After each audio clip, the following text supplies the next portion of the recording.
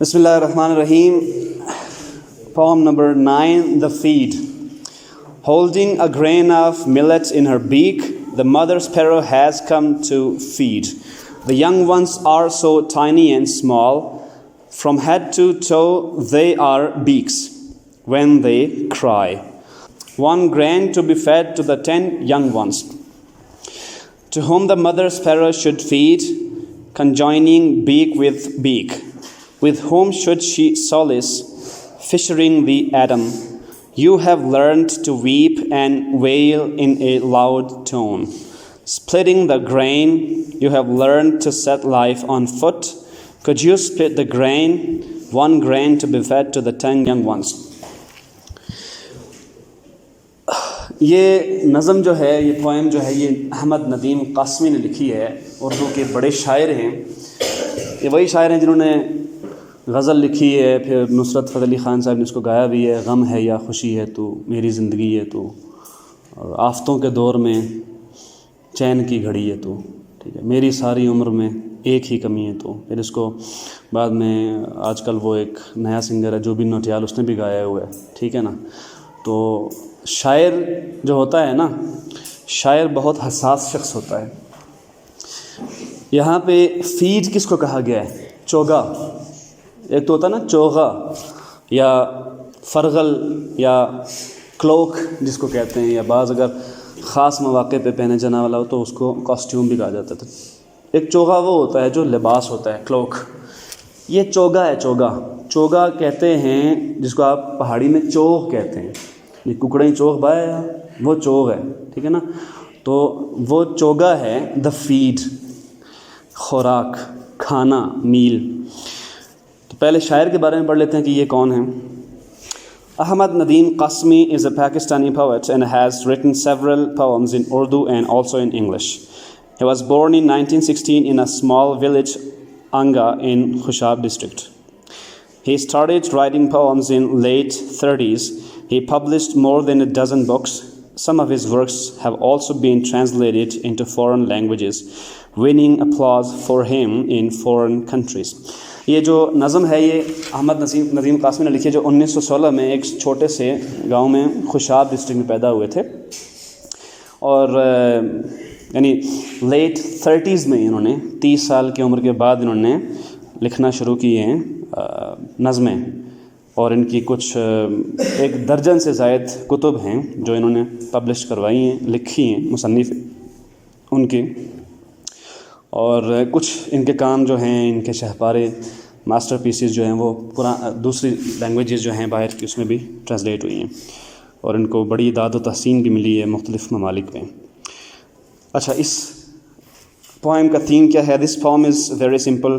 Hair the poet depicts the love of a mother bird for her young ones who are very small and only a few days old. They are in the nest.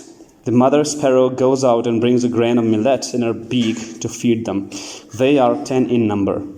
اچھا جی، 10 بچوں کے لیے ایک ماں جو ہے وہ خوراک لے کے آتی ہے بڑے دور دراز سے. اور پرندوں کے بارے میں آپ پہلے ہی جانتے ہیں کہ یہ صبح صبح نکل جاتے ہیں روزی کی تلاش میں، اور شام کو واپس آتے ہیں کچھ دانہ وانا، کچھ بچوں کے لیے فیڈ اکٹھا کر کے. سمجھ آ رہی ہے؟ تو یہ ان کو پھر کھلاتے ہیں. اب یہ جو پوئم ہے یہ ایک بڑی ہی حساس پوئم ہے، احساس پر مبنی ہے اور بہت حساس ہے. اس کو آپ پڑھیں گے ٹرانسلیشن تو آپ کو سمجھ آئے گی کہ اس میں کہنے والا شاعر کیا کہہ رہا ہے. کہہ رہا ہے کہ holding a green of millet in her back, اپنی چونچ میں باجرے کا ایک دانہ پکڑے ہوئے. ملیٹ مطلب باجرا، بیک چونچ، ہولڈنگ پکڑے ہوئے. The mother sparrow has come to feed, ماں فختہ جو ہے وہ کھانا کھلانے کے لیے آئی ہے بچوں کو.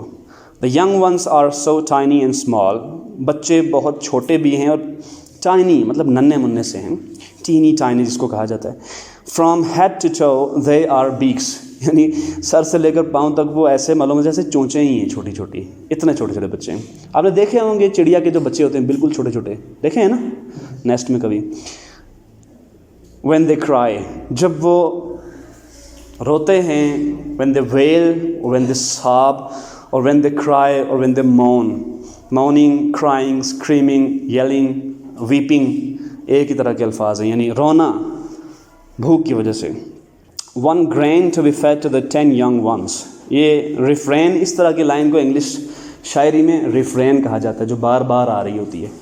ایسے ہی پہلے اسٹینزا میں بھی اینڈ میں آئی ہے، دوسرے میں بھی اینڈ میں آ رہی ہے. 1 grain to be fed to the 10 young ones. دانہ ایک ہی ہے، کھلانا 10 کو ہے، 10 بچوں کو. یہ غربت اور افلاس کا استعارہ ہے. یعنی فاختہ اور چھوٹے بچوں کی مثال ایسے ہی ہے کہ تمثیل میں پیش کیا گیا ہے اس نظم کو، جیسے انسانوں کا معاملہ ہے. یعنی ماں کا حال یہ ہے کہ ماں ایک مشترکہ اور عالمگیری استعارہ ہے محبت کا. یعنی جانوروں میں بھی پایا جاتا ہے، یہ پرندوں کے اندر بھی پایا جاتا ہے، حشرات کے اندر بھی پایا جاتا ہے. ماں کی جو صفت ہے مامتا، ٹھیک ہے نا، تڑپ کے رہ جاتی ہے اگر اولاد کو کوئی تکلیف ہو تو. خود نہیں کھاتی بچوں کو کھلاتی ہے، خود نہیں پہنے گی بچوں کو پہنائے گی. تو جس کو ہماری پہاڑی زبان میں کہتے ہوتے ہیں کہ ساری عمر اصل کزیہ کرنی رہی ہیں، کجیہ کرنی رہی، مختلف الفاظ میں اس کو بیان کرتی ہیں وہ، ٹھیک ہے نا. اصل جمیاں تو بودیا پلمیاں کہتے رہتے ہیں نا. تو مائیں جو ہوتی ہیں وہ اولاد کے لیے کیا کچھ نہیں کرتی. ایک لڑکی ہے، جیسے ہی اس کی شادی ہوتی ہے تو وہ لڑکی سے 1 سال بعد پھر ماں بن جاتی ہے. تو وہ جو اس کی شخصیت ہے من حیث المجموع مکمل طور پر بدل جاتی ہے. اس کی ساری کی ساری اٹینشن، اس کی ساری کی ساری کنسنٹریشن، اس کی ساری کی ساری توجہ اور کنسنٹریشن کا جو مرکز اور محور ہے وہ اس کی اولاد بن جاتی ہے. حد یہ ہے کہ جو لو میرجز ہوتی ہیں جس میں اصل مرکز اور توجہ جو ہوتی ہے وہ ہسبینڈ ہوتا ہے، اور جو محبت ہوتی ہے، اگرچہ یہ الگ بات ہے کہ 99% محبتوں کی شادیاں جو ہے وہ ناکام ہو جاتی ہیں. اس کی وجہ یہ ہوتی ہے کہ جو جذبات کے اوپر مبنی رشتے بنائے جاتے ہیں نا، وہ چونکہ جذبات پر مبنی ہوتے ہیں. جذبات کا معاملہ یہ ہوتا ہے کہ وہ پہلے آسمان پہ ہوتے ہیں، 7 آسمانوں پہ ہوتے ہیں چھائے ہوئے، بلکہ 7ویں آسمان پہ ہوتے ہیں. تو جیسے ہی زندگی کے حقائق سامنے آنا شروع ہوتے ہیں تو وہ جذبات کہتے ہیں نا کہ غریبی جیسے ہی دروازے سے اندر داخل ہوتی ہے تو پیار کھڑکی سے باہر نکل جاتا ہے. کیونکہ یہ زندگی کے تلخ حقائق ہیں. ہر تھک اینڈ تھن سے آپ کو گزرنا ہوتا ہے، ہر سردی اور گرمی سے، جس کو آپ کہتے ہیں تتیا ٹھڈیا گزرنا، ٹھیک ہے نا.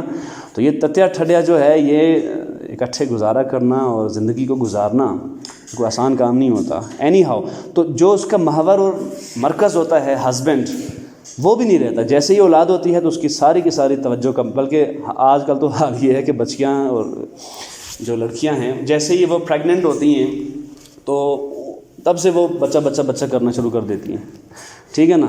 اور یہ ڈراموں وغیرہ کا بھی جو نا موویز کا بڑا اثر ہوتا ہے. وہ جو کچھ دیکھتی ہیں نیٹ پہ دیکھا، میڈیا پہ دیکھا، تو اس کو اپنے ذہن پہ سوار کر لیتی ہیں. ایک ہماری مائیں ہوا کرتی تھی، ٹھیک ہے، تو وہ ایک الگ کہانی ہے. کام کرتے کرتے ساری عمر انہوں نے گزار دی، یعنی جس کو قضیہ آپ کہتے ہیں. ساری زندگی جو ہے وہ پانی بھرتے بھرتے پتہ نہیں کہاں کہاں سے گاگریں اٹھا کے لایا کرتی تھی. پتہ ہے نا، یعنی یہ آج بھی اس زمانے میں بھی ایسا ہی ہے. یعنی لکڑیاں کاٹنا، پانی لانا، کھیتوں میں چلے جانا، مردوں کے شانہ بشانہ کام کرنا، اور بہرحال اینڈ میں جا کے جیسے ہی درد ذیل ہوا تو معلوم پڑا کہ اب وہ وقت آ گیا ہے کہ جب دائی کو بلانا پڑے گا گاؤں محلے سے. تو وہ اینڈ پہ جا کے پتہ چلتا تھا کہ ہاں ان کے گھر میں بچہ پیدا ہوا ہے. یہ الگ بات ہے کہ وہ چھوٹے بچوں کو بتایا جاتا تھا کہ یہ آسمان سے نازل ہوا ہے، ٹھیک ہے نا. تو اصل کام دائی کا ہوتا ہے. سمجھ آ رہی ہے؟ تو ہم اپنے ماں کے رحم میں رہتے ہیں 9 ماہ تک، پھر وہاں سے ہمارا جو نزول ہے وہ دنیا میں ہوتا ہے. سمجھ آ رہی ہے نا. تو یہ ایک ہستی جو کہ ایک لڑکی ہوتی ہے، اور بہرحال یہ ماں ہونا باپ ہونے سے 3 گنا زیادہ افضلیت کا درجہ ہے. سمجھ آ رہی ہے نا. ماں ہونا اس لیے کہ وہ درد ذہ جو وہ سہتی ہے زچگی کے دوران، اور وہ جو تحمل میں یعنی حمل کی صورت میں، پریگننسی کی صورت میں 9 ماہ آپ کو لے کر گھومتی رہتی ہے، ہمیں لے کر گھومتی رہتی ہے ہماری ماں، ٹھیک ہے نا. تو وہ ایک بڑی خدمت ہے. بہرحال تو اللہ تعالیٰ اس ماں کے دل میں ایک ایسی محبت ڈال دیتا ہے کہ اس کے لیے بچے بڑھ کے ہو جاتے ہیں. اسی کو اس نظم میں بیان کیا گیا ہے. یعنی انسانوں کے معاملات، انسانوں کے مسائل کیا ہیں، غربت ہے، افلاس ہے، تنگی ہے، یہ سب کچھ اس پوائم میں بیان کیا گیا ہے. چڑیا کی اور اس کے بچوں کی مثال سمجھا کے. To whom the mother sparrow should feed، کس کو کھلائے؟ ایک ہی دانہ ہے، کھلائے کس کو؟ بچے 10 ہیں. اور یہ حال صرف اس کا نہیں ہے. آج پاکستان میں بھی دیکھیں، پوری دنیا میں جتنے بھی انڈر ڈیولپنگ یا ڈیولپنگ کنٹریز ہیں ان میں آپ دیکھیں تو حالت یہی ہے کہ گھر میں کمانے والا ایک ہی ہوگا اور کمائی بھی اس کی بہت قلیل ہوگی اور کھانے والے 10 ہوں گے، 8 ہوں گے، 6 ہوں گے، 5 ہوں گے، جتنے بھی ہوں گے، تو ان کے لیے مسائل کیا ہوتے ہیں؟ اب ادھر سے اگر جس طرح سے بالخصوص آج کے حالات ہیں، مہنگائی کا عالم ہے، گھر میں اگر آٹا آ رہا ہے تو چینی پتی نہیں آ رہی، یہ آ رہی ہیں تو پھر آٹے پر کمپرومائز کرنا پڑ رہا ہے۔ کئی ہزاروں لاکھوں گھر ہیں آج بھی پاکستان میں کہ جہاں پہ بیچارے لوگ 2 وقت کا کھانا بھی پیٹ بھر کر نہیں کھا سکتے، وہ بھوکوں مر رہے ہیں، فاقوں مر رہے ہیں۔ سمجھ آ رہی ہے نا؟ تو یہی چیز کو بیان کیا گیا ہے۔ To home the mother sparrow should feed conjoining beak with beak, چونچ سے چونچ ملا کر۔ کیسے وہ، یعنی وہ کتنا پیارا منظر ہوتا ہے۔ آپ نے دیکھا ہے کبھی چڑیا کو اپنے بچوں کو کھانا کھلاتے ہوئے، دانہ دیتے ہوئے، وہ کیسے چونچ کھول کے، تو ایسے ہی ککڑ کو آپ نے دیکھا ہوگا، مرغی کو، وہ کیسے اپنے پروں کے نیچے چھپا لیتی ہے۔ ظاہر ہے اپنی ماؤں کو تو ہم سب نے دیکھا ہے کہ کس طرح سے اپنی جان کی قربانی دے کے، اپنی خوراک کی، اپنے لباس کی، اپنی خواہشات کی قربانی دے کے وہ ہمارے لیے جتن کر رہی ہوتی ہیں۔ جو خود نہیں پہنا وہ ہمیں پہنایا، جو خود نہیں کھایا وہ ہمیں کھلایا، اپنے سے بڑھ کے۔ سو کنجوائننگ بیک ود بیک، چونچ سے چونچ ملا کے۔ with whom should she solace، کس کو وہ تسلی دلائے؟ یہاں سے آپ کو واقعہ یاد آ رہا ہوگا تسلی دلانے کا۔ سولس کہتے ہیں کمفرٹ دینا، تسلی دلانا۔ تو حضرت عمر کا وہ واقعہ آپ کو یاد آ رہا ہوگا کہ جس میں گشت کرتے ہوئے جا رہے ہیں اور گلی میں یعنی ایک آواز آ رہی ہے بچوں کے چلانے کی، رونے کی، ویلنگ کی۔ تو وہ پوچھتے ہیں جا کے اس عورت سے کہ بچے رو کیوں رہے ہیں؟ تو کہتی ہے کہ میرے پاس کھانے کے لیے، ان کو کھلانے کے لیے کچھ بھی نہیں ہے، میں نے کڑھائی چڑھائی ہوئی ہے آگ پہ، اس پہ پانی ہے، اس پہ اور کچھ بھی نہیں ہے۔ تو بچوں کو سولس کر رہی ہوں، تسلی دے رہی ہوں، ان کو کمفرٹ دے رہی ہوں، لیکن ظاہر ہے میں کھلاؤں کیا؟ وہ بھوکوں مر رہے ہیں، فاقوں مر رہے ہیں، اس لیے وہ رو رہے ہیں۔ تو بات کی بات ہے کہ پھر انہوں نے جا کے جو ہے وہ بیت المال سے خود اپنے کندھوں پہ اٹھا کے وہ سودا سلف اس کے لیے لایا، اس کو جا کے دیا۔ ایک صحابی نے کہا بھی کہ میں اٹھا لیتا ہوں، ان کا نہیں۔ تو یہ ایک الگ موضوع ہے کہ حکمران اصل میں جو ہوتا ہے نا، لیڈر کی ڈیفینیشن یہ کہ وہ اصل میں سرونٹ ہوتا ہے۔ سرونٹ کسے کہتے ہیں؟ سرو کرنے والے کو، خدمت گار کو، خدمت کرنے والے کو۔ تو with whom should she solace، کس کو وہ پہلے کھلائے اور کس کو تسلی دے؟ فشرنگ دی ایٹم، اچھا فشر کہتے ہیں نا کریک ڈالنے کو، توڑنے کے عمل کو فشر کہتے ہیں۔ دی ایٹم یہاں پہ دوبارہ سے وہی تمثیل پہ، یعنی ایٹم کا یہاں پہ احمد ندیم قاسمی نے ذکر کیوں کیا ایٹم کا؟ اس لیے کیا ہے کہ ہم انسانوں نے اپنے علم اور تجربے سے، ہماری ایڈوانسڈ ٹیکنالوجی کا، ہمارے سائنس کا، ہماری واسٹنس کا حال یہ ہے کہ ہم نے ایٹم کو بھی توڑ لیا ہے۔ یہ جو ہم نے ایٹم بم بنایا ہے، اسی کا فشر ہوتا ہے نا، اصل میں سائنٹیفک انہوں نے لائن لکھی یہاں پہ، اسی کی فیوژن ہوتی ہے، اسی کا فشن ریئیکشن ہوتا ہے کہ جس کی مدد سے ایٹم ٹوٹتا ہے اور ایٹامک انرجی بنتی ہے اور اس سے پھر ایٹم بم بنتا ہے۔ ایسے ہی ہائیڈروجن بم کو فشر، اس کو توڑنا زیادہ مشکل کام ہوتا ہے اور وہ زیادہ بڑے پیمانے پر تباہی پھیلاتا ہے۔ تو وہ اس لیے انہوں نے یہاں پہ یوز کیا کہ ہم نے ایٹم کو تو توڑ دیا ہے، لیکن ہم آج تک باجرے کے ایک دانے کو 10 بچوں میں تقسیم کرنے کے لیے نہیں توڑ سکے۔ اور وہ واقعہ بھی آپ کو یاد ہوگا کہ حضرت علی جو ہیں وہ ایک دفعہ ممبر پہ بیٹھے، مکئی کا ایک گندم کا دانہ آیا تو وہ اس کو دانتوں سے توڑ رہے، نہیں ٹوٹ رہا۔ صحابہ اکرام نے پوچھا کہ آپ تو وہ ہیں کہ آپ کو اللہ کا شیر کہا جاتا ہے، ٹھیک ہے نا، آپ کو حیدر کہا جاتا ہے، تو حیدر ہونے کے باوجود آپ نے خیبر کے دروازے کو ایک ہاتھ سے پٹخ دیا تھا، اٹھا کے پھینک دیا تھا، اتنا بڑا گیٹ تھا، تو آپ سے ایک دانہ نہیں ٹوٹ رہا؟ تو انہوں نے جواب دیا تھا کہ یہ اللہ کی مرضی ہے، اللہ نہ چاہے تو میں نہیں توڑ سکتا اس کو، یہ اس میں اللہ کی ایک شان ہے۔ تو بہرحال ہم 10 بچوں میں تقسیم کرنے کے لیے اس دانے کو نہیں توڑ سکتے، چڑیا نے کیا توڑنا ہے بیچاری نے؟ سمجھ آ رہی ہے نا؟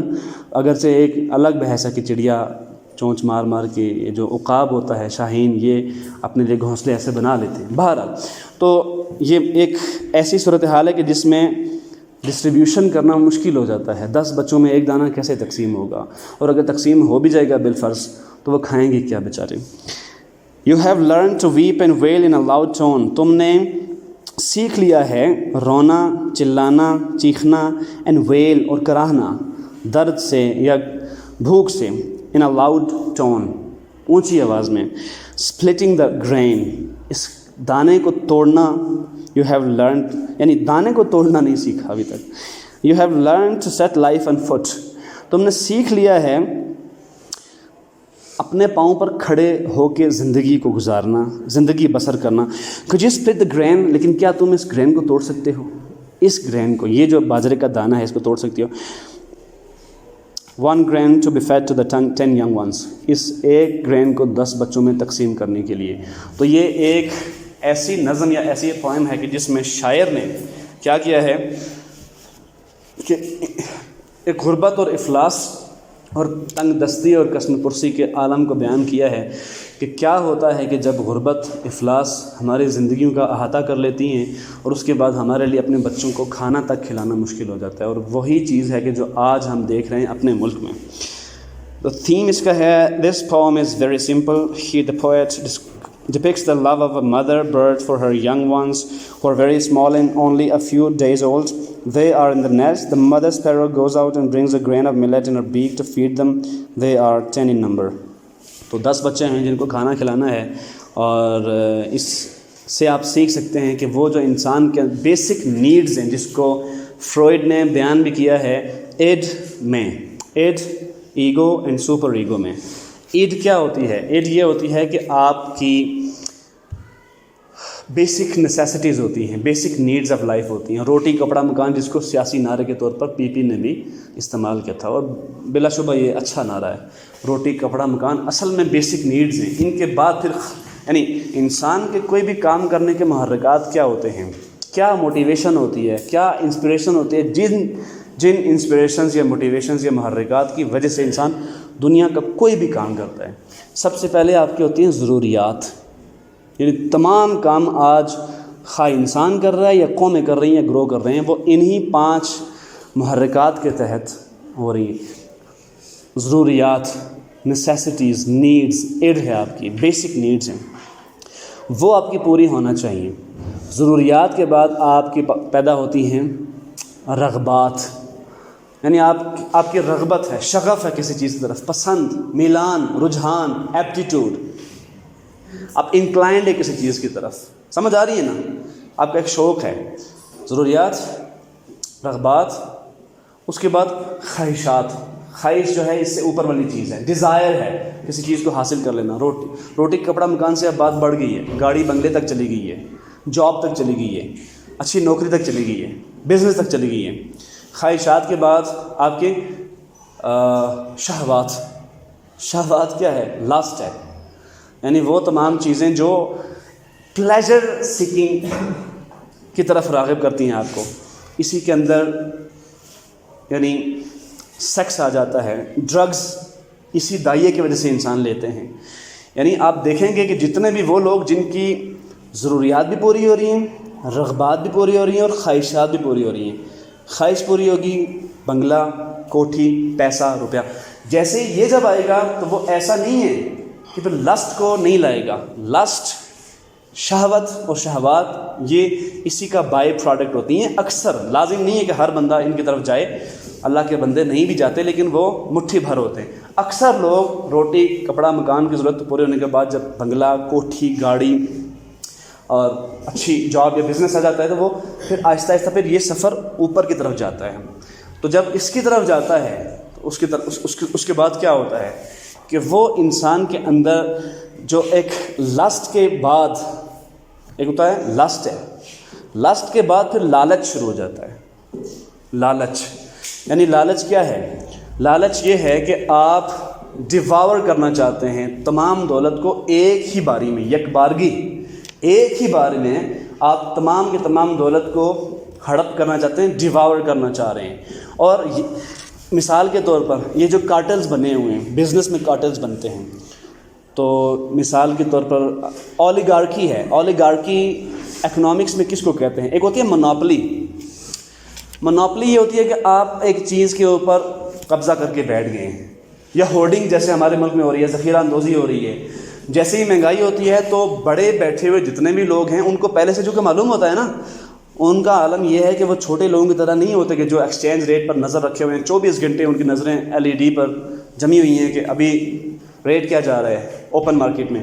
ان کا حال یہ ہوتا ہے کہ انہیں پتہ ہوتا ہے کہ کب مہنگائی ہوگی، کب پیٹرول مہنگا کرنا ہے ہم نے، کب ہم نے ڈیزل مہنگا کرنا ہے، اور کب ہم ہورڈنگ کریں گے. پہلے ہی ڈالرز لاکھوں میں خرید, کروڑوں میں بلکہ اربوں میں خرید کے رکھ لیں گے, اور اس کے بعد کیسے ہم چیزوں کی ذخیرہ اندوزی کریں گے, اور جیسے ہی قیمتیں بڑھیں گی تو ہم کو مہنگا کر کے بیچیں گے.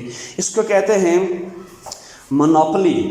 مونوپلی کس کو کہتے ہیں؟ چیزوں کے اوپر قبضہ کر کے سانپ بن کے بیٹھ جانا, پھر ان کو مہنگے داموں, ایک الگ بحث کی, ایسے لوگوں کے اوپر لعنت کی گئی ہے.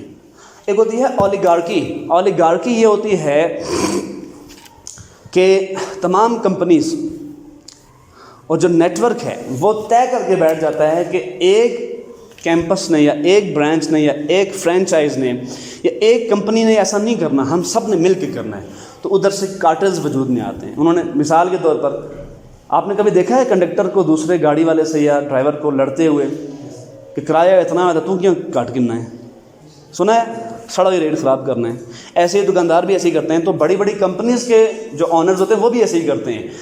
وہ طے کر لیتے ہیں کہ یہ ہماری مونوپلی ہے, اولیگارکی ہے, اور اس میں کیا کرنا ہے, ہم نے کارٹلز کو ساتھ میں لا کے, وہ کارٹلز ہوتے ہیں وہ پھر ریٹ اپنا طے کرتے ہیں. تو آپ نے دیکھا کہ ہمارے ملک میں کو یہ سرمایہ دار جو ہیں وہ کھا گئے ہیں. میں اسی لیے کہتا ہوں کہ جب تک اس ملک میں, ہمارے ملک میں آئین میں لکھا نہیں جائے گا کہ کوئی بھی پولیٹیشین ہے وہ بزنس, نہ تو بزنس کر سکتا ہے, نہ اس کا شیئر ہو سکتا ہے, اور نہ وہ اس کو سپورٹ کر سکتا ہے. وہی جو حضرت ابوبکر صدیق نے اپنے کپڑے کا کاروبار ترک کر دیا تھا کہ اب دوسرے بندے کا نقصان ہے. تو بہرحال یہ کیا ہوتا ہے کہ جیسے ہی دولت بڑے لوگوں کے ہاتھوں میں سمٹ کے رہ جاتی ہے, تو وہ جو 10 فولڈز مینی فولڈز اثر ہوتا ہے چھوٹے لوگوں پر. یعنی پہلے ایک چیز آپ نے 500 کی خریدی, اب وہ 1000 کی ہو گئی ہے, تو آپ کو ڈبل ٹرپل محنت کرنا پڑے گی. عین ممکن ہے کوئی لوگ پہلے ایک نوکری کرتے تھے, اب 2 نوکریاں کر لیں یا 3 نوکریاں کر لیں, رات کو بھی وہ کام کریں, کیونکہ ان کے پاس کوئی حل نہیں ہوتا اس کے علاوہ. اور اوپر والے لوگ کیا کر رہے ہوتے ہیں؟ بہرحال وہی ہے رچ لیوز اور پور لیوز کا, وہ جو آپ نے پڑھا تھا پوئم میں, وہ پوئم اسی کے مطابق تھی. ایک ٹینکی, اس کے آگے نل لگا ہوا ہے, پھر ایک اور ٹینکی جاتی ہے, وہ آدھا پانی سٹور کر کے جو اوور فلو ہوتا ہے ان نچلوں کو منتقل کر دیتے ہیں. پوئم نمبر 10 میں دا ہالو مین ہے. دا ہالو مین کہتے ہیں کھوکھلے لوگوں کو. دا ہالو مین, اچھا یہ یاد رکھیے گا کہ دا ہالو مین کا مطلب یہ ہے کھوکھلے انسان. تو مین انسانیت کے بارے میں بھی کہا جاتا ہے.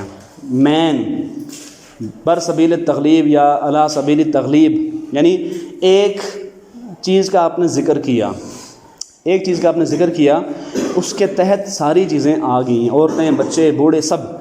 ہالو مین کا مطلب یہ ہے کہ کھوکھلے انسان. پہلے پوائم کو پڑھ لیتے پھر میں آپ کو سمجھاتا ہوں یہ ہے کیا. We are the hollow men, we are the stuffed men, leaning together, headpiece filled with straw. Alas, our dried voices when we whisper together are quiet and meaningless, as wind in dry grass or rats fit over broken glass in our dry cellar, shape without form, shade without color, paralyzed force, gesture without motion. Those who have crossed with direct eyes to death's other kingdom, remember us, if at all, not at last. Violent souls, but only as the hollow man, the stuffed man. یہ T.S. Elite نے لکھی ہے poem, اور اس میں اصل میں لوگوں کے کھوکھلے پن کا اظہار کیا گیا کہ لوگ اندر سے کتنے کھوکھلے ہوتے ہیں. اچھا کس طرح سے کھوکھلے ہوتے ہیں وہ ابھی میں آپ کو بتاتا ہوں کہ کھوکھلے پن کا جو یہاں پہ جو تعبیر استعمال کی گئی ہے اس کا مطلب کیا ہے. About the poet Thomas Stearns Eliot, 1888 to 1965, was a poet and critic. He settled in Britain. He is well known for his great poems such as The Waste Land and The Four Quarters. He also wrote plays and contributed many critical essays. یہ اس کے essays ہیں اور 4 Quarters جو ہے وہ اس کی poems ہیں. The Waste Land 1888 میں پیدا ہوئے, 1965 میں وفات پائی. یہ پوئٹ بھی تھے اور کرٹک بھی, نقاد بھی تھے, تنقید بھی کرتے تھے. تنقید کہتے ہیں کھرے اور کھوٹے کو وکھرا کرنے کا عمل, اس کو جدا کرنے کا, سپریٹ کرنے کا عمل. جو تنقید جس کو ہم کہتے ہیں نا تنقید, وہ تنقیص ہوتی ہے, نقائص بیان کرنا, منفی باتیں بتانا. تنقیص اور تنقید میں فرق ہوتا ہے. Anyhow, the theme of the poem is that human beings have become soulless. They try to depend upon each other, but they cannot make a society. All their efforts are like the running of rats or the rustling of grass. We do have shapes, but inside there is nothing. We only seem to be walking souls, but actually we are not even that. इसको हम translation के साथ पढ़ते हैं. We are the hollow men. हम खोखले इंसान हैं. We are the stuffed men. हम भुस भरे हुए इंसान हैं. पो, जिसको पो कहते हैं यार, खोखला, जो खोखली घास होती है, जो पो होता है, ठीक है. We are the stuffed man. Leaning together, इकट्ठे झुके हुए, मरे हुए, मरियल. Head piece filled with straw.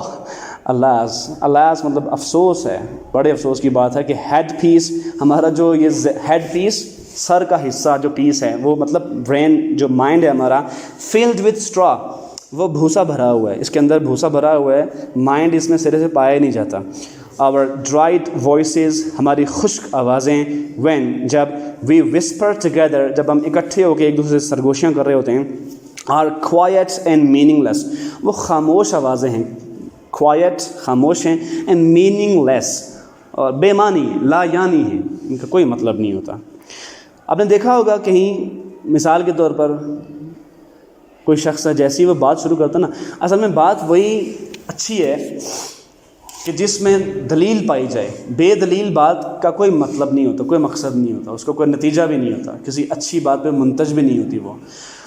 तो कई लोग होते हैं, वो उनकी शुरू से लेकर इख्तिताम तक बात में खूबसूरती भी होगी, उन्होंने अच्छे पैराए में भी बात को बयान किया होगा, लेकिन मालूम पड़ता है कि शुरू से लेकर आखिर तक बेमानी बात है.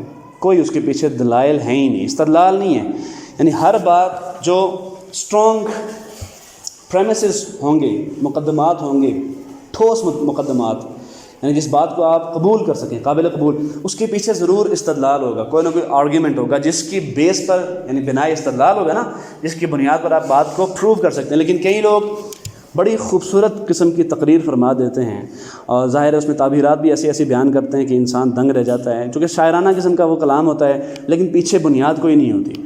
इसलिए कि शायरी का एक पहलू तो ये ना हकीकत बयान करना, एक पहलू ये होता है कि शायरी में सिर्फ जमाल या हुस्न बयान हो रहा है, तो हुस्न को हुस्न ही के मानों में रखा जाता है, ठीक है ना, तो उसको इधर नहीं लाया जाता. तो हमारी आवाज़ें क्या होती हैं? Quiet and meaningless. As wind in dry grass, वो बिल्कुल ऐसे ही होती हैं. अब एज तशबीह है, एक सिमिली इस्तेमाल की गई है. As wind in dry grass, जैसे हवा खुश्क घास में चलती है. As wind in dry grass, बिल्कुल ऐसे ही कि जैसे हवा जो है वो खुश्क घास में चल रही है. आपने कभी पत्तों की सरसराहट सुनी होगी, घास की सरसराहट सुनी होगी. याद रखिएगा, ज़िंदगी में हर चीज़ का मतलब नहीं होता. मिसाल के तौर पर कुछ मुहम्मिल अल्फाज होते हैं, जैसे चाय वाय, पानी वानी. तो चाय तो असल चीज़ है ना, वाय क्या है? मुहम्मिल है, मतलब इसका कोई नहीं है, ये सिर्फ उसको बयान करने के लिए इस्तेमाल की गई है. कुछ चाय वाय यानी उसमें इजाफा है. ऐसे ही हर बात का दुनिया में मतलब नहीं होता. काम भी हो रहा है, मिसाल के तौर पर हवा चल रही है, इसका क्या मतलब है? कोई मतलब नहीं है. चूहा इधर से निकल के दूसरे बिल में घुस गया, इसका क्या मतलब है? कोई मतलब नहीं है इसका. क्या ख्याल है? यानी अगर मतलब होगा भी तो हम इंसानों से मुतालिक नहीं है, ठीक है ना. तो ऐसे ही कहता है कि हमारी आवाज़ों का हाल ये है कि जैसे हवा जो है वो घास के अंदर से जा रही है और खामोश भी है और उसका मतलब भी कोई नहीं है. और rats fit over broken glass, और ऐसे है कि जैसे चूहा चल रहा है टूटे हुए शीशे के ऊपर और उसके कदमों की आवाज़ है हल्की हल्की, स्क्वीकिंग जिसको साउंड कहते हैं. इन आवर ड्राई सेलर, हमारे खुश्क सेलर में, तह खाने में, जो टूटा हुआ शीशा है उस पर जो चूहा चलता है ना, तो रात के अंधेरे में जब बिल्कुल सन्नाटा हो उसकी आवाज़ सुने ना, तो वो एक अजीब सी आवाज़ आती है, स्क्वीकिंग साउंड आती है. वैसे भी चूहे की स्क्वीक्स ही होते हैं. शेप विदाउट फॉर्म, अब इतने ज़बरदस्त अंदाज में इसने इन दो अशार में बात को बयान किया है कि हमारा हाल तो यह कि हमारी शक्ल बनावट के बग़ैर है, किसी नक्शे के बग़ैर हमारी शक्ल वजूद में आ गई है. शेप विदाउट फॉर्म, यानी क्या बयान किया जा रहा है? नतीजा बयान किया जा रहा है बग़ैर किसके? सबब के, जो कि मुमकिन ही नहीं होता. दुनिया में कॉज एंड इफ़ेक्ट थियरी होती है कि कोई कॉज होता है, सबब होता है, तब उसका असर होता है. असर अपने आप में फ़ी नफ्स ही वजूद में आ ही नहीं सकता. समझ आ रही है? सो हमारे shape without form, shade without colour, تو ہمارا شیڈ، ہمارا سایہ کسی رنگ کے بغیر ہے. رنگ کے بغیر کس کا سایہ ہوتا ہے؟ یعنی وہ ایک غیر مرئی چیز ہی ہو سکتی ہے جو نظر نہیں آتی، جو چیز بھی ہمیں نظر آئے گی اس دنیا میں کوئی نہ کوئی اس کا رنگ ضرور ہوگا. کیا خیال ہے؟ کالا ہو، نیلا ہو، پیلا ہو، وائلٹ ہو، کوئی بھی ہو، کوئی نہ کوئی رنگ اس کا ضرور ہوگا نا. وہ کہتا ہے کہ shape without colour, shade without colour, ہمارا سایہ بغیر کسی رنگ کے ہے. تو روح ہو سکتی ہے بغیر رنگ کے، لیکن اس کا بھی سایہ میں نظر نہیں آتا. لیکن یہ کہتا ہے کہ یہ ناممکنات میں سے ہے کہ ہمارا جو ہے شیڈ تو ہے لیکن ہمارا کلر کوئی نہیں. Paralysed force gesture without motion. ہماری طاقت کا حال یہ ہے کہ یہ پیرالائزڈ ہے، مفلوج ہے، فالج زدہ ہے. تو ایسی دیکھو فالج میں انسان کی طاقت نکل جاتی ہے. کبھی ایسا شخص دیکھا ہے پیرالائزڈ جس کو پیرالائسس ہو، فالج ہو؟ تو اس کی مثال کے طور پر عام طور پر لیفٹ سائڈ پہ زیادہ اٹیک ہوتا ہے پیرالائسس کا. تو آپ نے کبھی دیکھا ہے اس طرح کا شخص، اس کی بازو میں طاقت نہیں ہوتی. وہ کہتا ہے کہ فورس ہے لیکن کون سی؟ فالج زدہ.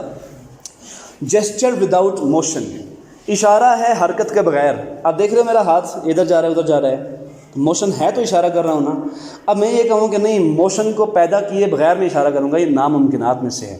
تو یہ ناممکنات جو ہیں ہمارے وجود کے، جو کہ بنا دلیل کے ہیں، بنا سوچ کے ہیں، وہی ہیں. دوز ہو ہیو کراسڈ، وہ لوگ جنہوں نے کراس کر لیا ہے، پار کر لیا ہے، عبور کر لیا ہے. کس کو؟ with direct eyes to death's other kingdom. یعنی وہ وفات پا کے ایک دوسری بادشاہت میں چلے گئے، دوسری دنیا میں چلے گئے. remember us، وہ ہمیں یاد کرتے ہوں گے. if at all not at lost violent souls but only as a hollow man the stuffed man. وہ ہمیں کس طور پہ یاد کرتے ہوں گے؟ اگر یاد کرتے بھی ہوں گے تو not at lost، یعنی کھوئے ہوئے لوگوں کی طرح نہیں. وائلنٹ سولز، ایسی سولز کے طور پر نہیں کہ جو وائلنٹ ہوتی ہیں. وائلنس کس کو کہتے ہیں؟ اردو میں کیا کہیں گے وائلنس کو؟ کہ شدت پسندی. تو شدت پسند جو ہے روحوں کی طرح نہیں ہے، بٹ اونلی، لیکن کیا ہیں؟ البتہ کیا ہیں وہ؟ ایز دی ہالو مین، وہ ہمارے بارے میں سوچتے ہوں گے کہ یہ کھوکھلے انسان ہیں. دا اسٹفڈ مین، یہ وہ لوگ ہیں کہ جن کے سروں میں بھس بھرا ہوا ہے. تو ہمارا حال بھی کم و بیش یہی ہے. آپ نے دیکھا کہ ہمارے لوگوں میں اگر علم و عقل ہوتا، جیسے میں ہمیشہ کہا کرتا ہوں کہ اللہ تعالیٰ دنیا کے اقتدار پہ، اس کے سٹیج پہ انہیں قوموں کو لاتا ہے کہ جو علم میں اور اخلاق میں برتر پوزیشن پہ ہوتی ہیں. وہ علم خواہ سائنس کا ہو، سوشل سائنس کا ہو، ریلیجن کا ہو، یا پھر لٹریچر کا ہو، ہیومینٹیز کا ہو. علم ہر طرح کا، سائنس کا بھی اس میں شامل ہے، ٹیکنالوجی کا بھی اس میں شامل ہے. ظاہر ہے 7ویں 8ویں صدی میں یہ ٹیکنالوجی موجود نہیں تھی، جتنی تھی اتنا علم ہمارے مسلمانوں کے پاس موجود تھا. تو ہم آج بھی 7ویں صدی میں رہ رہے ہیں اپروچ کے لحاظ سے. حالانکہ مسلمان بصیر بے زمانے ہی ہوتا ہے، اپنے زمانے کی بصیرت اور انسائٹ رکھتا ہے. ہم نہیں رکھتے، اس لیے ہم پیچھے رہ گئے ہیں. ہمارا حال یہ کہ ہم ہالو مین ہیں. اب دیکھو ٹی ایس ایلیٹ یہ کب بیان کر رہا ہے؟ یہ 19ویں صدی کے آخر میں یا 20ویں صدی کی شروعات میں یہ بیان کر رہا ہے، اور اس قوم کے بارے میں کہہ رہا ہے کہ جو ہم سے 200 سال آگے ہے. ہمارا حال آج 14ویں صدی کا بھی نہیں ہے، اس سے بھی پیچھے ہیں ہم آج اپروچ کے لحاظ سے. ہمارا تعلیمی نظام، انشاءاللہ اس پہ بھی اس سال ہم ایک پروگرام رکھیں گے بڑا. ہمارا تعلیمی نظام دنیا کے 3rd کلاس سسٹم میں آتا ہے، 3rd کلاس ایجوکیشن سسٹم میں. میں ہمیشہ کہا کرتا ہوں، آپ کو میری بات پہ یقین نہیں آتا، اس ایجوکیشن سسٹم کے تحت جس میں ہم آپ کو پڑھا رہے ہیں اور آپ لوگ پڑھ رہے ہیں، 200 سال میں ہم ترقی نہیں کر سکتے. 3rd کلاس ایجوکیشن سسٹم ہے. اور ہمارا جو ایگزامینیشن سسٹم ہے وہ 3rd کلاس کا بھی 3rd کلاس، اور جو چیکنگ کا سسٹم ہے وہ 3rd کلاس کے 3rd کلاس کا 3rd کلاس ہے. آپ کو معلوم ہے کہ وہاں پہ نمبر کیسے الاٹ کیے جاتے ہیں. وہ ایگزامینر صاحب بیٹھے ہوئے ہیں، مارکنگ کر رہے ہیں، بیوی نے گھر سے جھاڑ پہ لا دی، تو اسی موڈ کے حساب سے کراس لگاتے جا رہے ہیں. اگر گھر سے بیوی سے خوش ہو کے آئے ہیں، رات اچھی گزر گئی ہے، تو ٹک لگا رہے ہیں. بچے کا فیوچر گیا بھاڑ میں. میری بات سمجھ آ رہی ہے؟ وہ ایجوکیشن سسٹم جو اپنے آپ میں 3rd کلاس ایجوکیشن سسٹم تھا، اس کے تحت بچے نے تعلیم حاصل کی تھی. اور پھر ایگزامینیشن سسٹم میں صرف اور صرف لکھائی کا امتحان ہوا ہے. نہ دیکھا گیا ہے بچے کا ڈسپلن کیسا ہے، نہ دیکھا گیا ہے بچے کا ایپٹیٹیوڈ کیا ہے، نہ دیکھا گیا ہے بچے کی اور سکلز کون کون سی ہیں، اس کی پرسنالٹی گروتھ کیا ہے. پرسنالٹی صرف رائٹنگ کا نام نہیں ہوتا، اپنے خیالات کو زبانی رٹا مار کے بیان کر دینا، یہ کوئی ایجوکیشن نہیں ہے. وہ 3rd کلاس کا 3rd کلاس. اب 3rd کلاس کے 3rd کلاس کا 3rd کلاس وہ بیٹھا ہوا ہے جو پیپر چیک کر رہا ہے، اور وہ اپنے موڈز کے حساب سے بچے کو نمبر دے رہا ہے. ہم بچوں کے بینر اور پینا فلیکس لگا کے ڈم ڈم شروع کر دیتے ہیں، یہ دیکھو ہمارے بچے نے 1080 نمبر لیے ہیں. بچہ سامنے آتا ہے تو معلوم پڑتا ہے کہ 1080 اگر اس کو زبانی پوچھ لیا جائے کہ 1080 میں ڈیسیمل پوائنٹس کے حساب سے آپ اس کو کیسے بیان کریں گے، تو وہ بالکل خاموش ہو کے بیٹھ جاتا ہے. سمجھ آ رہی ہے میری بات؟ آپ اسے پوچھ لیں کہ 1080 مثال کے طور پر یہی 1080 اسے پوچھ لیں کہ جو HD ریزولوشن ہوتی ہے کسی ویڈیو کی جس کو آپ HD اس کو 1080 کیوں کہتے ہیں؟ لکھا ہوتا ہے نا یوٹیوب پہ 1080 لکھا ہوتا ہے نہیں لکھا ہوتا؟ یہ ہے کیا؟ اسے پوچھیں یہ ہے کیا؟ آپ یقین جانیں نہیں، آپ میں سے کسی کو پتہ ہے یہ کیا ہے؟ آپ بھی کمپیوٹر پڑھتے ہیں نا فرسٹ ایئر میں، چلیں اس کو چھوڑیں، آپ بتائیں 1080 ہوتا کیا ہے؟ اور یار یہ پکسلز ہوتے ہیں، پکسلز ہوتے ہیں 1080، ٹھیک ہے نا؟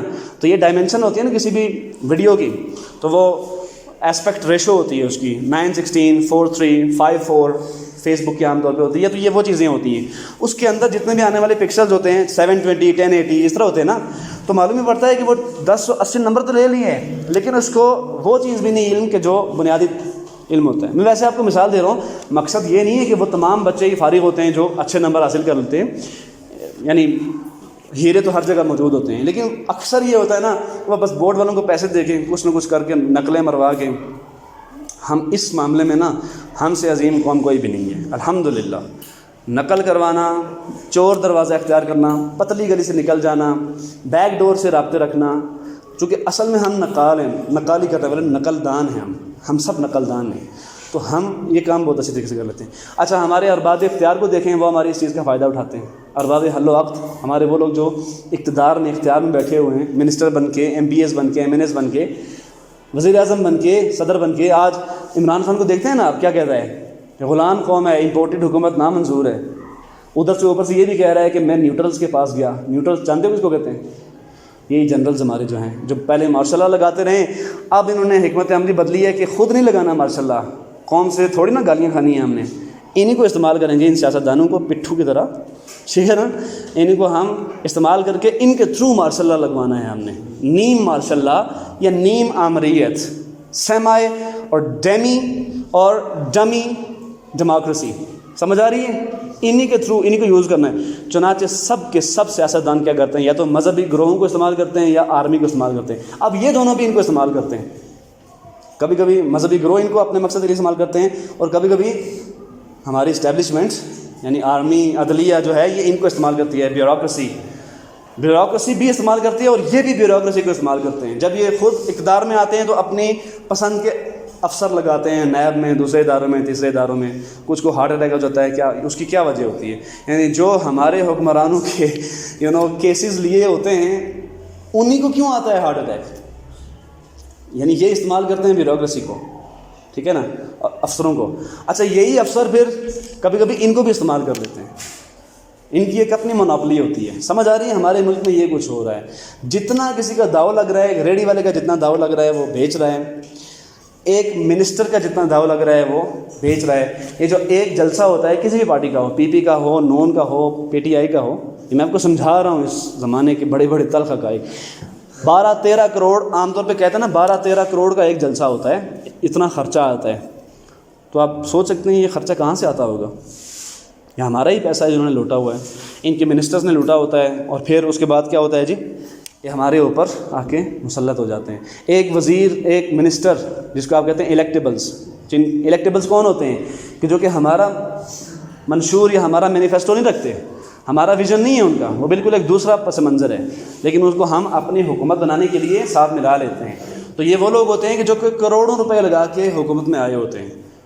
اب ایک شخص جو کروڑوں روپے لگا کے 5 کروڑ 10 کروڑ 30 کروڑ حکومت میں آئے گا تو یعنی اس نے، وہ کہتے ہیں نا تیل تو نہیں پیا ہوا اس نے، جس کو کہتے ہیں یہ تیل پینا کی بھی ایک تعبیر بڑی مشہور ہے. یعنی وہ تیل تو اس نے نہیں پیا ہوا نا، اس کو پاگل کتے نے تو نہیں کاٹا ہوا. جیسے ہم کہتے ہیں نا تیل پی کے کوئی دھوپ میں بیٹھ گئے، تو اس کو کسی کے باولے کتے نے تو نہیں کاٹا ہوا کہ اتنا پیسہ لگا کے آئے گا فری میں، ادھر آ کے صرف اپنی سیلری لے گا. نہیں، وہ اس سے ڈبل ٹرپل کوادروپل بنائے گا. سمجھ آ رہی ہے نا؟ ہمارے لوگوں کے کھوکھلے پن کا عالم یہ ہے کہ ہم آج بھی، یعنی عمران خان صاحب کا بھی عالم یہ ہے کہ وہ ڈائریکٹ آرمی کو پوائنٹ آؤٹ نہیں کرتے. حوصلہ پیدا کریں نا، کہیں کہ یہ بھی لیتے. نیوٹرل کا نام اگر لیتے ہیں کہ میں نے نیوٹرل سے کہا تھا کہ حکومت گرنے جا رہی ہے، آپ اس کو سنبھالیں. بھائی وہ کون ہوتے ہیں سنبھالنے والے؟ آپ نے بات ہی ان سے غلط کی ہے. حکومت تو سیاستدانوں نے سنبھالنی ہوتی ہے نا، گرانی ہوتی ہے یا توڑنی ہوتی ہے. اس کا مطلب تو واضح ہو گیا ہے کہ ہمارے ملک میں، یعنی یہ جو کہا گیا نا کہ نیوٹرل سے میں نے کہا ہے، یہ تو واضح ہو گیا ہے کہ ہمارے ملک میں اصلاً جو کام چلتا ہے وہ ادھر سے چلتا ہے، اسٹیبلشمنٹ سے. تو اگر ادھر سے چلتا ہے تو پھر ان کو کیوں کہہ رہے ہیں کہ یہ بوٹ پالشیے ہیں اور یہ چیری بلاسم ہیں دوسرے تیسرے ہیں؟ ان کو کہیں نا ذرا پتہ چلے آپ کو کتنا 20 کا 100 ہوتا ہے. سمجھ آ رہی ہے میری بات؟ تو وہ ادھر سے کھوکھلے، اپنے میدان کے کھوکھلے، ہم اپنے میدان کے کھوکھلے. ہمارا حال تو یہ ہے کہ آج اگر پیٹرول 300 روپے کا ہو جائے گا نا پر لیٹر، اور اگر ہفتے بعد کہیں گے نہیں ہم نے اصل میں 280 کا کر دیا، 20 روپے سستا کر دیا، جیسے وہ مریم اورنگزیب صاحب وہ 2000 روپے دے رہے ہیں، وہ دیکھا ہے آپ نے اس کا؟ ہم غریبوں کو، لوگوں کو، اسٹوڈنٹس کو، ٹیچرز کو 2000 روپے دے رہے ہیں. وہ ایسے کہہ رہی ہے کہ جیسے ہماری 7 نسلیں ختم ہو جائیں گی، ہم اپنی وہی چیز، ضروریات، رغبات، خواہشات، شہوات اور لالچ سب کچھ ہمارا عیاشی کر کے بھی اگلی 7 نسلوں کے لیے وہ 2000 روپے کافی ہوں گے ہمارے لیے. سمجھ آ رہی ہے؟ تو یہ کچھ ہو رہا ہے ہمارے ملک میں. سمجھ آ رہی ہے نا؟ تو یہ حوصلہ پیدا کریں اور بتائیں کہ قوم کا اصل ایشو کیا. میں بارہا کہہ رہا ہوں اس بات کو، کوئی ماننے کے لیے تیار نہیں ہوتا. میں اس لیے آپ کو بتانا پڑتا ہے کہ بیٹا جب تک علم اور اخلاق میں ہمارا جو بجٹ میں تعلیم پہ اسپینڈ ہو رہا ہے پیسہ، وہ نہ ہونے کے برابر ہے. 10% جب تک نہیں ہوگا بجٹ کا، ہمارا بجٹ سارا ڈیفنس میں چلا جاتا ہے. یار ہماری کون سی جنگیں لڑی ہوئی ہیں فوج نے؟ 1965 میں، 71 میں، 99 میں کیا ہوا ہے ہمیں سب معلوم ہے. ہمارے فوجی، اس میں کوئی شک نہیں ہے کہ دنیا کی نمبر 1 آرمی میں آتی ہے، ٹھیک ہے نا؟ Most competent military in the world, one of the most, not only most but one of the most. دنیا کی سب سے اچھی ویل ٹرینڈ آرمی میں ہماری آرمی کا شمار ہوتا ہے، اس میں کوئی شک نہیں ہے. لیکن ہم نے کون سی جنگیں لڑی ہیں زیادہ سے زیادہ؟ آگے کون سی جنگیں لڑنی ہیں؟ یہ وہ جنگیں لڑنے کا دور ہی نہیں ہے. ہم آرسنل بڑھاتے جا رہے ہیں اپنا، اور آرسنل اصل میں انکریز نہیں کر رہے، یہ بجٹ کہیں اور لگ رہا ہے. آپ سمجھ رہے ہیں کدھر لگ رہے ہیں؟ ہمارے جتنے بھی جرنیل ہیں، جتنے بھی بڑے بڑے ججز ہیں، ان میں سے کسی ایک کی بھی پراپرٹی پاکستان میں نہیں ہے، سب کی باہر ہے. سمجھ آ رہی ہے نا؟ باہر ہے سب کی. ابھی وہ کینیڈین پارلیمنٹ میں کیا بحث ہو رہی ہے؟ کینیڈین پارلیمنٹ میں یہ پرسوں کی بات ہے، یہ بحث ہو رہی تھی کہ پاکستان کا ایک جنرل ہے، جنرل قمر جاوید باجوہ، اس طرح کہہ رہا تھا وہ. تو قمر جاوید باجوہ صاحب نے $50,000 پر، کتنے ڈالر پر؟ $50,000 پر باہر کا دورہ کرنا تھا، جو کہ کووڈ کی وجہ سے نہیں کر سکے. $50,000 کوئی چھوٹا سا نہیں ہوتا، کوئی چھوٹی سی رقم نہیں ہوتی. اور ان کو کہا گیا ہے کہ اللیجڈلی مطلب مبینہ طور پر، یا جس طرح سے ان کو الزام دیا جا رہا ہے، ہی از alleged of toppling 2 governments in Pakistan. 2 حکومتوں کو گرانے کا الزام ان کے اوپر ہے. پہلی کون سی حکومت گری تھی؟ نون لیگ کی. پھر تحریک عدم اعتماد. 24 ہمارے وزراء ہیں، پرائم منسٹرز اس ملک کے، جن میں سے صرف ایک ہی عدم اعتماد کے تحت گیا ہے. میں کوئی عمران خان صاحب کی تعریف نہیں بیان کر رہا کہ وہ چلے گئے تو ہم بالکل ہی پیچھے رہ گئے ہیں. یہ سب ایک جیسے ہیں. انہوں نے بھی مہنگائی کرنی ہی تھی. بہرحال میں آپ کو کیوں بات بتا رہا ہوں، یہ ہم حالوں مین ہیں. یہ بالکل T.S. ایلیٹ نے بالکل صحیح بیان کیا ہے. ہم حالوں مین ہیں. ہماری نہ تو گفتگو کا کوئی نتیجہ نکلتا ہے، نہ پیچھے کوئی دلیل ہوتی ہے، کوئی سر پیر ہوتا ہی نہیں ہے.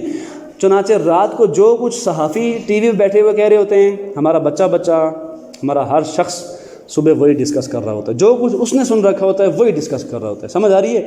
یوں تو علم میں ظاہر ہے ہر وہ چیز جو آپ سنیں گے 90% وہی بولیں گے. اپنی اختراع یا اپنی تخلیق یا اپنی سوچ اپروچ ہوتی ہے وہ تھوڑی بہرحال کم ہوتی ہے.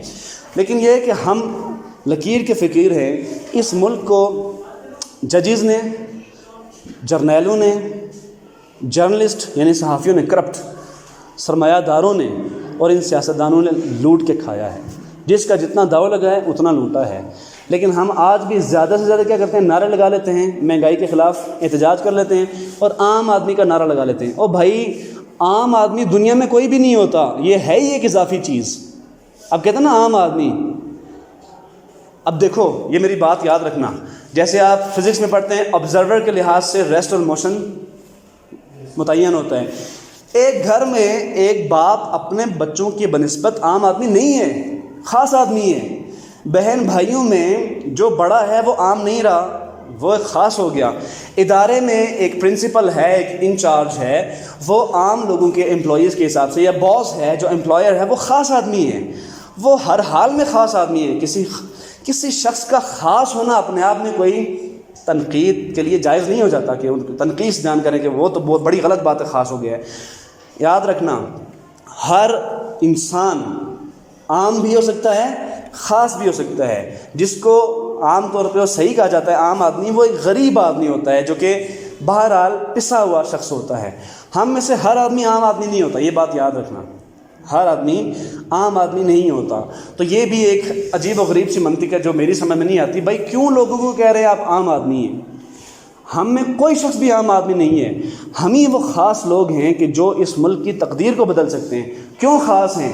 بھائی ہم مسلمان ہیں، ہم پاکستانی ہیں، ہم اللہ کی مخلوق ہیں، ہمارے ووٹ سے ان لوگوں کا چناؤ ہوتا ہے، سلیکشن، ان کا الیکشن ہوتا ہے، سمجھ آ رہی ہے؟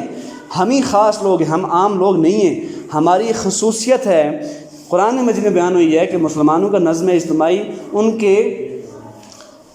کے ووٹ سے، یعنی ان کے مشورے سے شورا ان کی وجود میں آتی ہے۔ تو ہر آدمی خاص ہے، ہر آدمی خاص ہے، آپ خاص ہیں، میں خاص ہوں، دوسرا شخص خاص ہے، ہر شخص خاص ہے۔ ہاں اگر کمپیریزن کیا جائے گا، کمپیریزن پرائم منسٹر سے پوری قوم کا کمپیریزن، تو پھر آپ یہ نہیں کہہ سکتے کہ کچھ لوگ خاص ہیں کچھ عام ہیں، نہیں، سب کے سب اس کے لحاظ سے خاص ہیں۔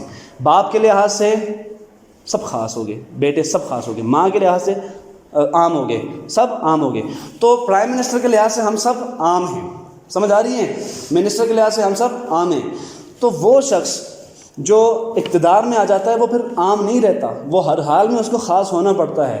یہ ایک علیحدہ بحث ہے کہ وہ کرپشن کرتا ہے، وہ سوینڈل کرتا ہے، ایمبیزلمنٹ کرتا ہے، سیف ہیونز بناتا ہے، ٹیکس چوری کرتا ہے، تو اس کو پھر کہا جاتا ہے کہ یار یہ بڑا کرپٹ آدمی ہے۔ اور عام لوگوں کو ان لوگوں نے، یہ چونکہ خاص ہیں، اور میں بلا شبہ کوئی شک نہیں ہے کہ یہ لوگ ویسے نعرے لگاتے رہتے ہیں کہ ہم آپ کی تقدیر بدلنے کے لیے نکلے ہوئے ہیں، ٹھیک ہے، آپ کے ساتھ آ کے ہاتھ بھی ملائیں گے، مصافحہ بھی کریں گے، آپ کے کسی غمی شادی پہ آ بھی جائیں گے، لیکن یہ ہے کہ جیسے ہی یہ سیاست میں جاتے ہیں تو ان کے پاس معلوم پڑتا ہے کہ لینڈ کروزر، سفاری اور ویگو ان کے قدموں کے نیچے ہوتی ہے۔ وہ کہاں سے آتی ہے؟ We don't know, but we نو، ہمیں پتہ ہے کہاں سے آتی ہے۔ وہ ہمارا ہی پیسہ ہوتا ہے، وہ ہمارا ہی پیسہ ہوتا ہے، وہ اکیلے میرے کا نہیں ہوتا، 22 کروڑ لوگوں کا پیسہ ہوتا ہے وہ۔ لیکن یہ یاد رکھنا ہے، کبھی ان سیاستدانوں کے نعرے نہیں لگانے۔ حد یہ ہے کہ جس کو دیکھیں کہ بہت اچھا کام بھی کر رہا ہے تو بس اس کی اتنی تعریف کر دیں کہ وہ اچھا کام کر رہا ہے، اس سے آگے بڑھ کے نہیں۔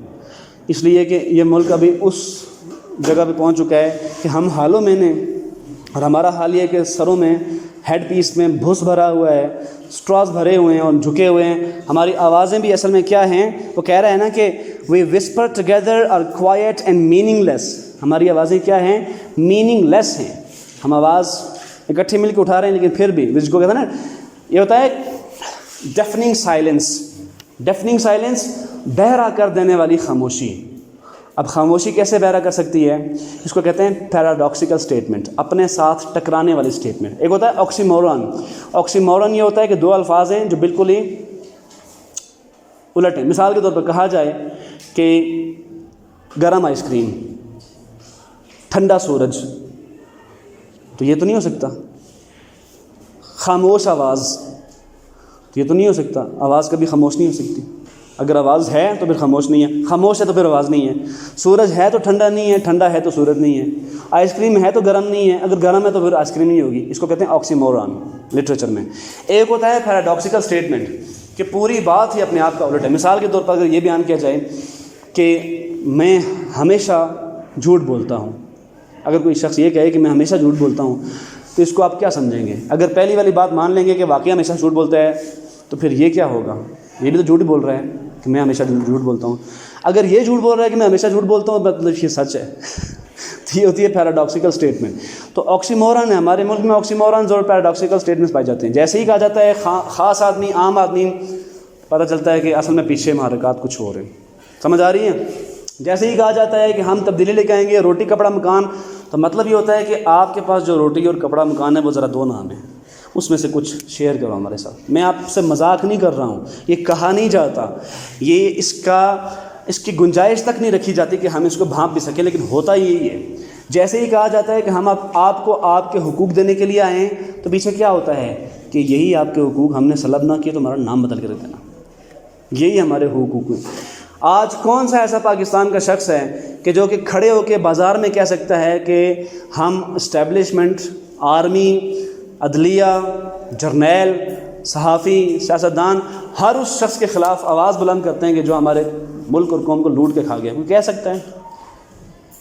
جو اپوزیشن تگڑی سے تگڑی ترین پاکستان میں چیمپئن سمجھا جاتا ہے، دھرنوں کا، احتجاج کا، اور پتہ نہیں کیا کیا سمجھا جاتا ہے، عمران خان، اس کے اندر بھی یہ جرت نہیں ہے کہ وہ اعلان کہہ سکے کہ اصل میں یہ بوٹ پالشی اور جو چیری بلاسم ہے نا، ان سے بڑے بوٹ پالشی ہے وہ ہیں کہ جو جرنیل ہے۔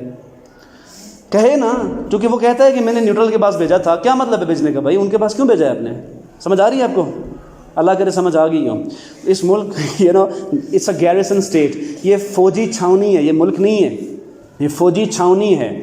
یہ فوجی چھاونی تب تک ملک نہیں بن سکتی، یہ فوجی چھاونی تب تک قوم نہیں بن سکتی، تب تک جب سارے فوجی نہیں، ہمارے سر کا تاج ہیں یہ وہ فوجی ہیں کہ جو کہ سرحدوں میں جا کے ہماری حفاظت کرتے ہوئے، ہماری سرحدوں کی حفاظت کرتے ہوئے جانوں کے نذرانے پیش کر دیتے ہیں۔